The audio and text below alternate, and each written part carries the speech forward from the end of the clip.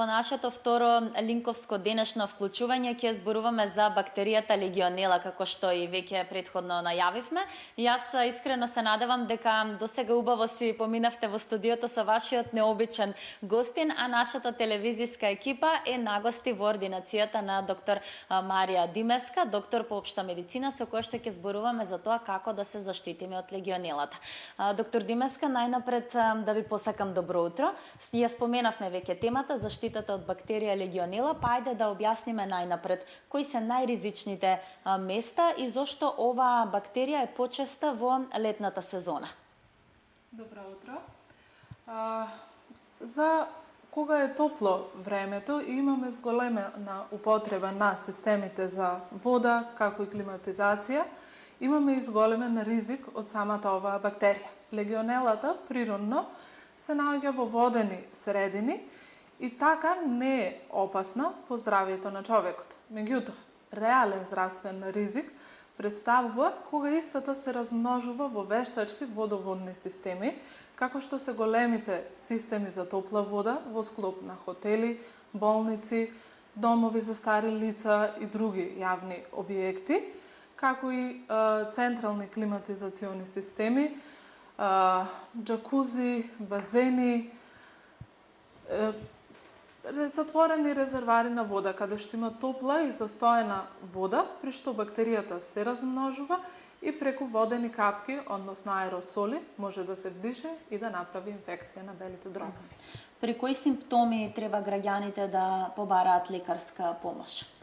Како симптоми се јавуваат покачена телесна температура, треска, болки во мускулите, општа омалаксаност, можат да се појават и симптоми гастроинтестинални, диареи, мачнини, повраќање. Најпрво наликува на една вирусна инфекција, со тоа што изостануваат катаралните знаци, затнат нос, болки во грло, течење од нос, туку доминираат респираторните симптоми, сува кашлица, болки во гради, отежнато дишење. Пациентите треба да се јават на лекар кога има една висока перзистентна температура која што не се смирува со симптоматска терапија и кога се јавуваат респираторни симптоми. А кои се најризичните групи на граѓани или пациенти во оваа смисла? Како најризична група, јас би ги издвоила пациентите со хронични белодробни заболувања, како и пушачите, имунокомпромитираните лица, пациенти на имуносупресивна терапија, онколошки пациенти, повозрасната популација над 50 години, хроничните болни, диабет, кардиоваскуларни болести и така натаму. Што се е потребно да се направи како чекор за да се утврди евентуалното присуство на ваква бактерија? Дали препорачувате, односно ги упатувате вашите пациенти да направат одредена крвна анализа? Дали можеби се испраќаат на преглед кај радиолог и така натаму?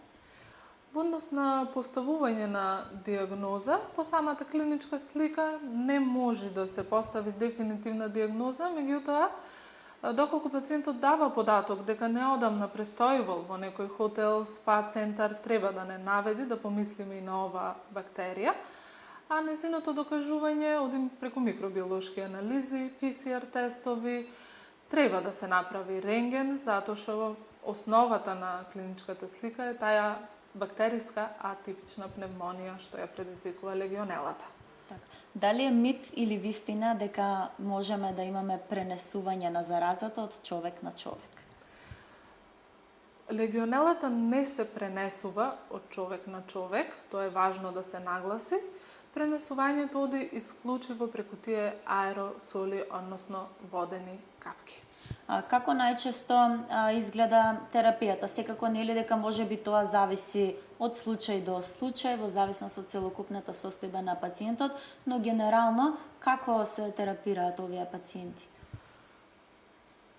Третманот е антибиотски, меѓутоа болеста може да се манифестира во две различни форми, како една полесна форма која е само лимитирачка и симптомите се повлекуваат спонтано по неколку дена, обично кај млади здрави лица, А останатата форма е таа атипична пневмонија што ја спомнувам, што може брзо да прогресира, брзо да се искомплицира, така да колку со време е откриена и се започне со соодветен антибиотски третман, толку подобро. За крај на овој разговор, докторка, кој би бил вашиот совет или вашата препорака до граѓаните кои што престојуваат во климатизирани услови и колку е најоптимално да биде разликата меѓу температурата во просторијата каде што престојуваме во однос на надворешната? Така. Јас би препорачала редовно чистење и сервисирање на клима уредите, менување на филтерите на секои 2 до 4 недели во сезона каде што активно се користи клима уредот, како и барем еднаш до 2 пати годишно професионален сервис, дезинфекција на самиот клима уред. Во однос на температурната разлика, за да се избегне еден температурен шок на телото, препорачливо е да нема поголема разлика од 7 до 10 степени и при изложување од климатизирана просторија на надвор, каде што се повисоки температурите, е добро да се даде малку простор и време да се адаптира телото пред да има нагла промена. Ви благодарам уште еднаш што бевте дел од утринската на Телма, што ги отворивте вашите врати за нашата екипа, за да може токму преку нашиот објектив да стигнат овие совети и препораки до гледачите. Благодарам. Колеги, овде ќе го заокружиме нашето второ линковско вклучување за денеска. Верувам дека овие совети и информации беа добредојдени за граѓаните, особено што секој повеќе или помалку во овој период од годината престојува во климатизирани простори, а се разбира повторно овие совети ги обезбедивме од стручно лице со цел да може нашите гледачи да бидат веродостојно информирани. И супер, тоа направено беше спакувано, ти благодариме председнели за јавувањето.